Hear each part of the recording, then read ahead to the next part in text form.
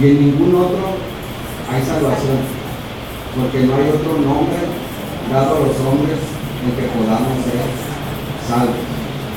Juan 10:10, Jesucristo, hablando de la unidad de la Trinidad, dice: yo y el Padre uno somos. Jesucristo es Dios. Uno que me quería aprender, que me gustó mucho y no me lo aprendí, es 1 Juan 5:20. Dice: el Hijo ha venido y Él nos ha dado el entendimiento, el conocimiento para saber que estamos en el verdadero, en el Hijo de Dios. Él es el verdadero Dios y vida eterna. Primera de Juan 5:20. Son los que me vienen a la mente. Acerca de la obra del Espíritu Santo, ¿usted cree en la obra del Espíritu Santo? Ah, ok, hermano. Bueno, termina la respuesta ahí. El Espíritu Santo. ¿Qué hace el Espíritu Santo? Como no se mira, pero ¿qué efectos tiene en la vida de cada creyente? El Espíritu Santo es una de las personas de la Trinidad, es Dios. El Espíritu Santo tiene varias funciones. Una de ellas es guiarnos para tomar las mejores decisiones. El Espíritu Santo nos sella. El Espíritu Santo también redarguye. El Espíritu Santo, dice la palabra de Dios, que convence al mundo de pecado, de juicio y de arrepentimiento. Dice Hechos 1:8: y recibiréis poder cuando descienda sobre ustedes el Espíritu Santo, y me seréis testigos. Y ahí da la orden del evangelismo. Dice: primero en Jerusalén, y Jerusalén es con los niños, en mi casa. Después dice: en toda Judea, lo que está alrededor, los parientes o familiares secundarios. Después dice Samaria. Samaria son los lugares que no queremos ir, los hospitales, donde hay muerte, la prisión. Eso es Samaria, lo que más duele. Y dice al final: y hasta el fin del mundo. Y en ese sentido estaba aprendiendo que como iglesia no podemos ir al fin del mundo, pero sí como iglesia bautista, si nos unimos, ¿verdad? Y un misionero tiene el llamado de Dios de ir a Indonesia, a China, lo podemos sostener, y ahí está nuestra parte de ir hasta el fin del mundo. No, sí, su pregunta. Hermano mismo, quiero que me acomode sus prioridades. Todas las personas quieren prioridades. Yo quiero mencionarle 3, solamente acomodo a las 3, hermano. Fíjense bien. ¿Cuál sería su prioridad? Sería la iglesia, Dios y su familia. Quiero que me las ordene, por favor. ¿Sí saben la respuesta? ¿Sí? Dios, familia, iglesia. Dijo el hermano que no me va a preguntar. Quiero hacerlo muy serio, no quiero dar. Gracias, hermano, por la pregunta. Primero es Dios. El número 1 es Dios. ¿Que es una realidad en mi vida? Estoy luchando. Porque a veces primero no es Dios. Y le pido perdón. Pero primero es Dios, en teoría. Segundo, mis amados, les doy gracias y los amo con todo el corazón. Tengo el gran privilegio de que a donde yo vaya, ellos van. Y es un regalo hermoso de Dios. Discúlpenme, iglesia, ustedes están en tercer lugar, pero los amo. Y muchas gracias de verdad a Dios por todo lo que hacen por mí. Hoy en la mañana lo que hicieron y lo que hacen cada día, los mensajes que me mandan, ¿verdad? Diciendo: ahí vamos a estar. Cuando decimos vamos a Rosario, ¿cómo van? Gracias, gracias, iglesia. Pero el orden que debe ser de Dios, mi familia y la iglesia. Así es en efecto, que cuando es la única manera de la perseverancia de un pastor, aunque la iglesia pudiera entender diferente, ¿verdad? Pero es así así como explica las Escrituras y acertadamente. Creo que al iniciar las preguntas dije que no era simplemente que contestara el hermano de memoria, sino que fuera su convicción, que esté convencido, porque la convicción es lo que cuenta. Así es y así y nada más. El hombre es creación de Dios, es producto de una explosión o de la evolución. ¿Por qué pregunto? Porque en este siglo XXI todavía hay cosas latentes y un pastor tiene que saber por si acaso se encuentra con un homo sapiens.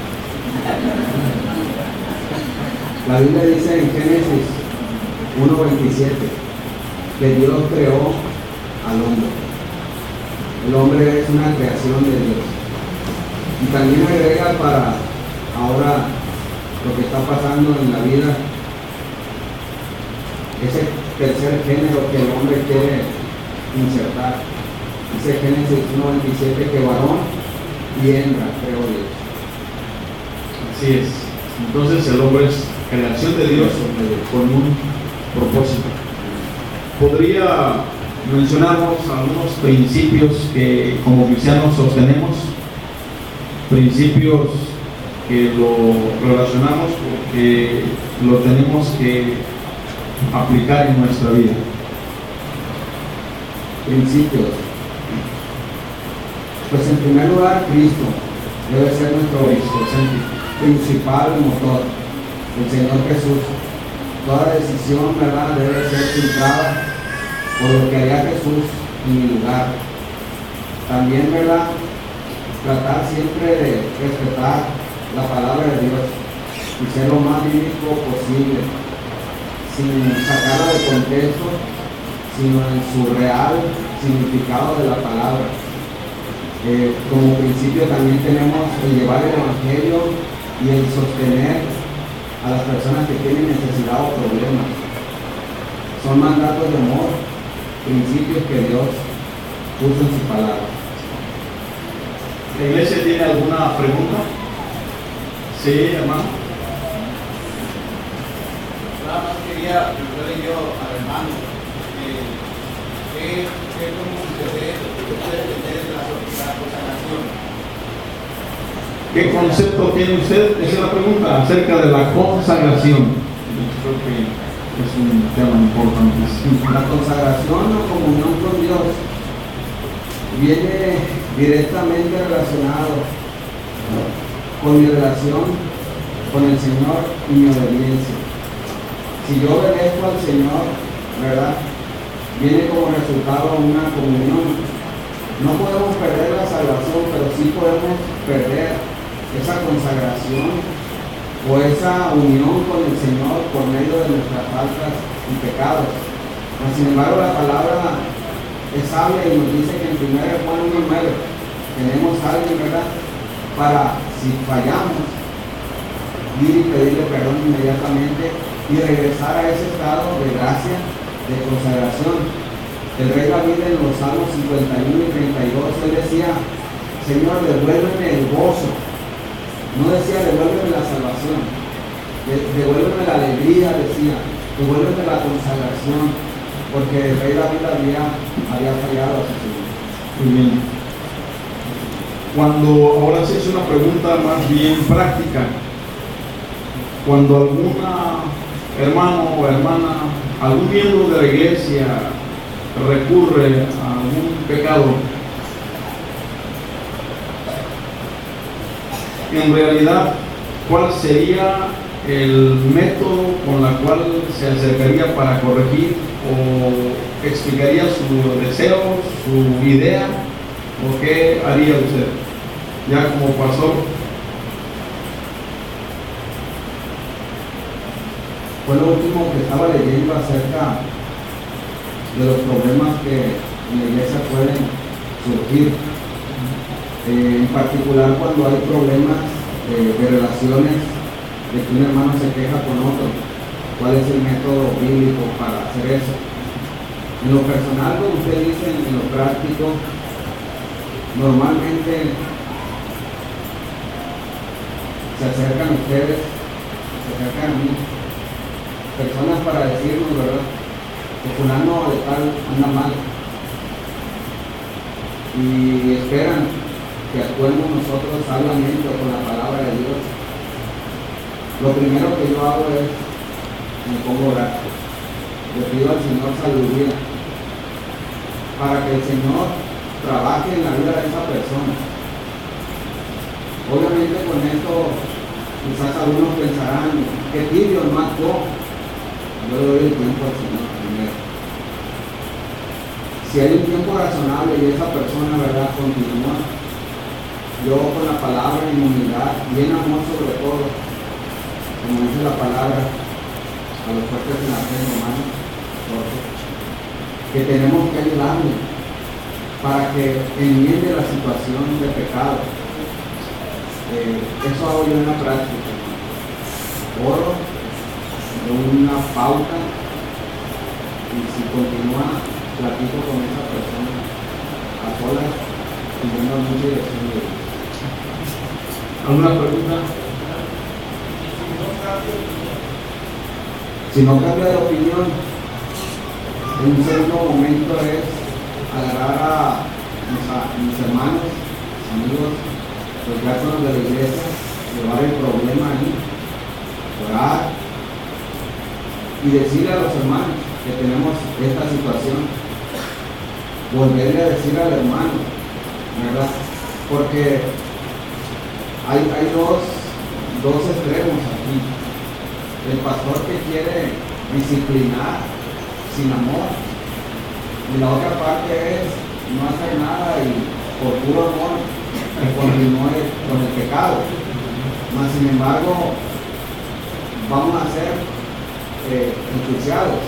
Ahorita hablamos de un juicio. Así es. Si el pastor no da con la palabra de Dios esas situaciones difíciles que se viven en la vida de la iglesia, porque eso siempre es usado por Satanás para que una familia, dos familias o la iglesia se divida. Entonces, no nos tiene que ganar el sentimiento ni el estómago para tomar una decisión de ese tipo. Por eso es que tenemos que estar pegados con Dios en oración. Segundo momento, se lo diría a los diáconos. Un tercer momento, ¿verdad? Si esa persona no quiere cambiar su situación, ¿verdad?, llevarlo a la iglesia, y dice la escritura que se llega a la expulsión. Normalmente no se llega a esos casos, porque todo hijo de Dios tiene a Cristo en su corazón y el Espíritu Santo, y tenemos la conciencia que nos dice que estamos mal, y cuando nos llaman la atención, a veces el orgullo nos puede ser que rechacemos, pero cuando ya son dos o tres hermanos, ya el Señor hace la obra. Mas sin embargo también puede ser que haya casos donde se tenga que disciplinar a algún hermano. ¿Tienes iglesia de esta aquí? Dice, el problema es el pastor. ¿Iglesia de él? Esto me hace que no, lo dejamos.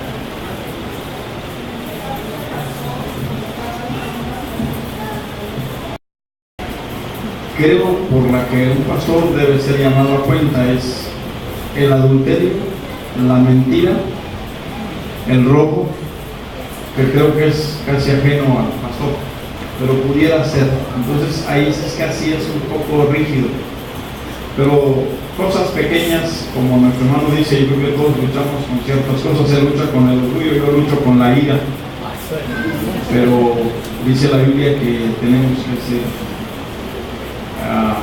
barro en las manos de Dios.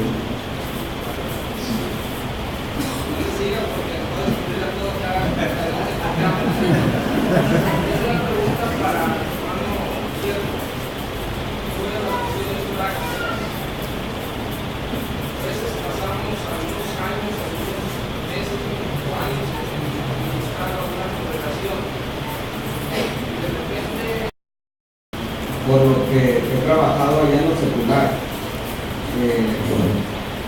un directivo dura 5 años. Entonces, esa fue mi idea cuando llegué aquí, y creo que se lo mencioné a ellos, que yo quiero estar aquí un tiempo determinado. Mas, sin embargo, si tomamos en cuenta a Dios, lo secular lo debo hacer a un lado. Así es. Y debo preguntarle primero a Dios, Dios, es mi tiempo para otro, porque yo digo 5 años, pero a lo mejor el Señor quiere más, o quiere menos. Yo tomaría en cuenta, hermano, el trabajo que hace la iglesia. Si la iglesia no se inmiscuye en el trabajo de la palabra de Dios con su pastor, si los hermanos fuertes, los hermanos que conocen la palabra no asisten a los cultos, si en vez de ir creciendo, no solamente en números, sino también en sabiduría de Dios aplicada, son señales que me van diciendo a mí que quizás se necesita alguien que tenga otra cualidad para esa iglesia.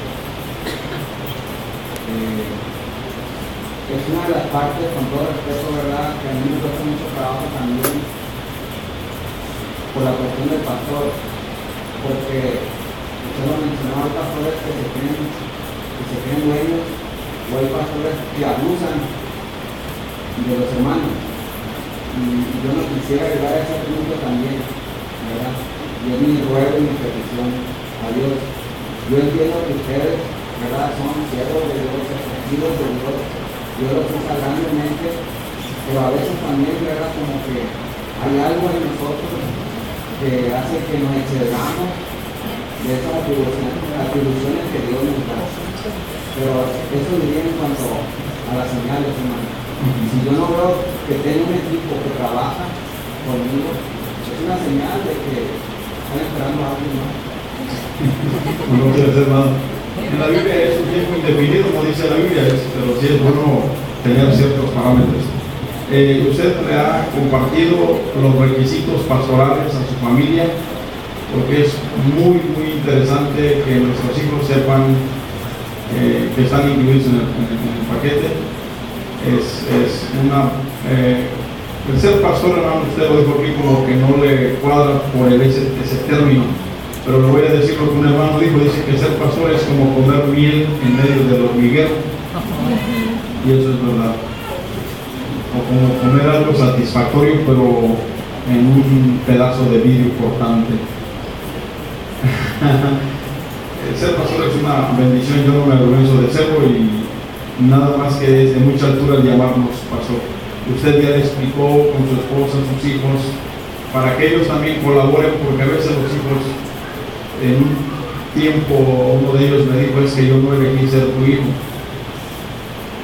Pues sí, pero Dios te trajo aquí en esa familia, pero por eso pregunto si usted le ha platicado todo eso. Y tengo una pregunta más, yo termino, a ver qué dice la consigna.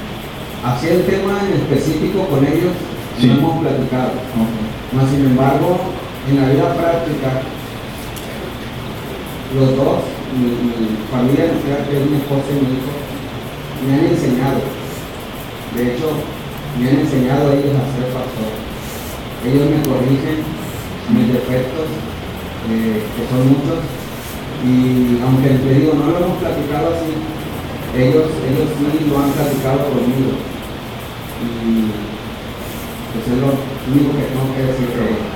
Una última, ¿cómo recibiría la iglesia un miembro, o de cuántas maneras se puede recibir a un miembro de la iglesia? Una de las maneras es por fe, creyendo. Se le habla del Evangelio, cree, acepta al Señor Jesús y decide bautizarse, y ya se hace miembro. La otra manera es que venga de otra ciudad o de otra iglesia por carta. Se recomienda, ¿verdad?, que esa persona también pueda ser aceptada como miembro. La otra es por experiencia. Pasa un tiempo aquí la persona y vemos, ¿verdad?, que esa persona ha mantenido